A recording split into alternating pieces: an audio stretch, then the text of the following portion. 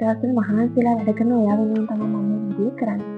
ඔයාලා නම් මේ දවස්වල ගොඩාක් මහන්සිලා වැඩ කරන නිසා මම හිතනවා ඔයාලට මම මේ වීඩියෝ එකට කතා කරන්න ටිප්ස් අමතක වෙලා ඇති. ඒක තමයි ඔයාලා හොඳ කෑම වේලක් වගේම හොඳට වතුර බොන්නත් ඕනේ. මේක නැත්තම් ගොඩාක් ඔයාලගේ ලෙඩවලට හේතුවක් වෙනවා. ඒ වගේම තමයි මේ දවස්වල ඔයාලා නිදා ගන්නවා කියන එක ගොඩාක් අඩු කරනවා.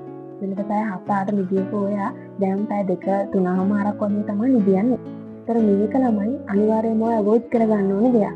ඔයා අනිවාර්යයෙන්ම පැය 5ක 6ක නිින්දක් ගන්නම ඕනේ. නැත්නම් මොකද වෙන්නේ? ඔයාලගේ මනස ටික ටික මොකද වෙන්නේ? දුර්වල වෙලා ඔයාලට අර අන්තිම කාලේ වෙන කොච්චර පාඩම් කරත් මතක හිටින්නේ නැහැ කියන ප්‍රශ්නේ ළමයි.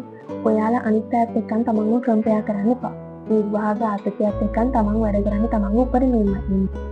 මම ඔයාලට විශ් කරනවා ඔයාලගේ ඉස්සරහා ගෝල්ස් වලට ඉක්මනට යන්න පුළුවන් වෙන්න කියලා. ඒ වගේම හොඳට ඔයාලගේ එක්සෑම් ලියන්න පුළුවන් වෙන්න කියලා. එහෙනම් ඉක්මනටම ෆෝන් එක අයින් කරලා ගිහින් වැඩ කරන්න.